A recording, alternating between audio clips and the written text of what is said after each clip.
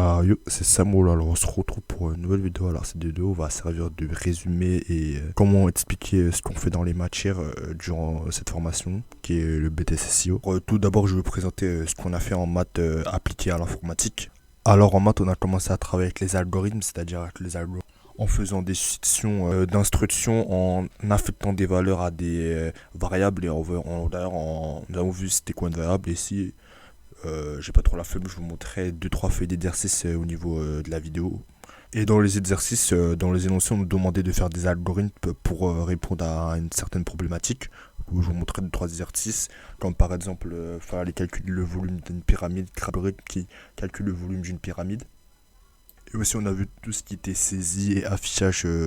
Par exemple, il fallait acheter une certaine phrase dans l'algorithme, puis voilà ce qu'on a vu. De toute façon, je vous montrerai si j'ai pas la fin des feuilles des exos qu'on a fait en maths. Voilà ce qu'on a fait dans la première heure de la rentrée en maths. Puis un moment dans mon emploi du temps que je vous afficherai, j'ai 2 heures de maths. Et dans ces 2 heures de maths, on a commencé à voir la numération, c'est-à-dire tout ce qui est les bases. Par exemple, base 10, base 2. On a commencé à faire du binaire et de l'hexadécimal. Je vous affiche des feuilles d'exercice et voilà, c'était plutôt simple. Pour l'instant, ça va. Pour l'instant, c'est très léger ce qu'on fait en maths. Ce que j'aime bien, c'est des maths appliquées à l'informatique. C'est-à-dire, il nous servira à faire des maths parce que notre prof il nous a dit, oui, ça nous servira. Par exemple, vu que je vous ai dit, on a fait les algos. À partir des algos, on pourra faire de l'ETP en Python. Et là, je vais vous parler d'une autre matière qui est le tronc commun numéro 2 que j'appelle TC2. TC2, c'est le tronc commun au niveau du développement parce qu'à la fin, vu que vers décembre on doit spécialiser, soit on choisit la spécialité SLAM ou SISR, du coup, durant ce semestre en tout cas, on va aborder le développement et le réseau. Et TC2 sert à apprendre les bases du développement. Par exemple, ce qu'on a fait au TC2, on a appris vite fait la structure d'un fichier XML, et un fichier en gros où il y a des données et des métadonnées. Et aussi, on a traité tout ce qui est système d'information et système informatique, ce qui compose un système d'information. Après, on a fait des exercices. En gros, il fallait répéter la structure d'un fichier XML selon ce que nous demande l'énoncé. Je vous montrerai des photos. Puis voilà, tranquille quoi. C'était le tronc commun numéro 2, c'est ça. Ouais, tronc commun numéro 2, que j'appellerai TC2. Puis dans le deuxième cours que j'ai dans la semaine de TC numéro 2, TC2 quoi. On a commencé à traiter tout ce qui est base de données, tout ce qui est à comprendre comment fonctionne une base de données. Puis normalement, très prochainement, on va faire un TP. Et d'ailleurs, si vous êtes intéressé, je pourrais faire des TP en live ou en vidéo, comme vous voulez. À voir comment je pourrais m'organiser. Alors, qui dit TC2, TC1.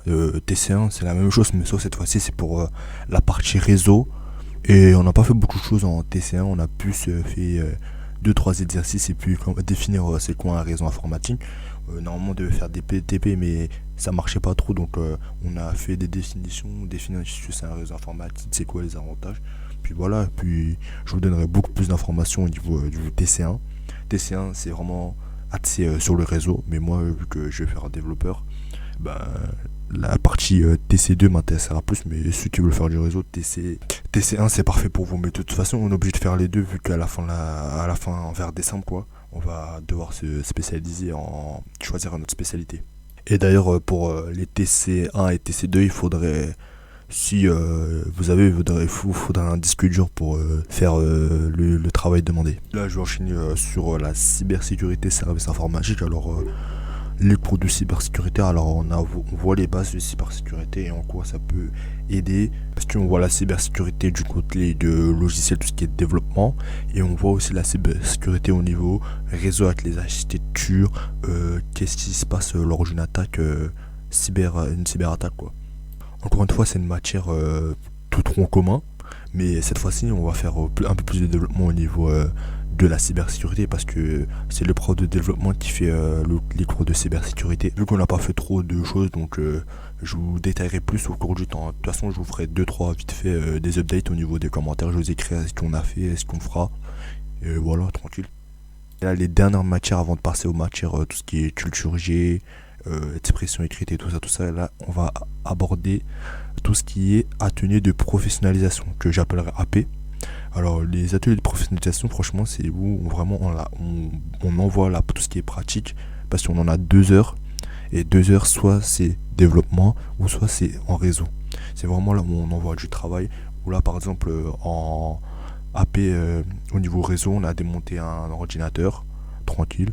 On a énoncé les composants, puis après on doit les nommer, tout ce qui est composant, alors qu'en réseau on avait commencé à faire, à apprendre les bases du HTML. Je vous montrerai.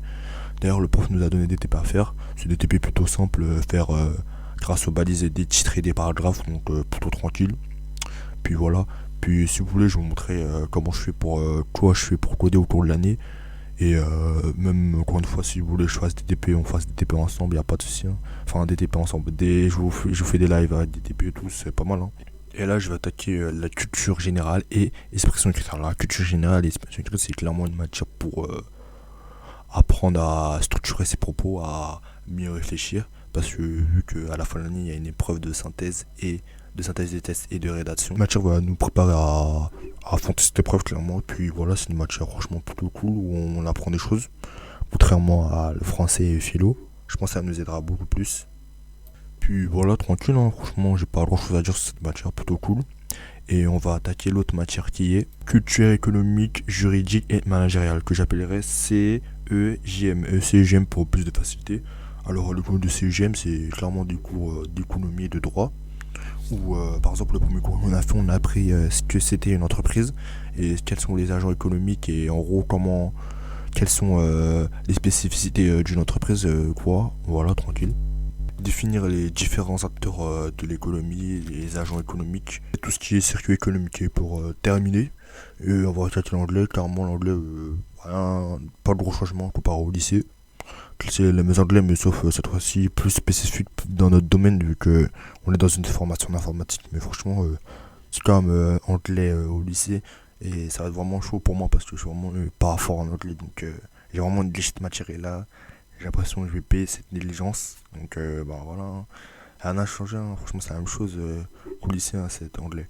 Donc voilà, ce sera tout pour cette vidéo. Donc n'hésitez pas à poser des questions que je pourrais répondre ou à demander des choses. Donc voilà les gars. Donc ciao.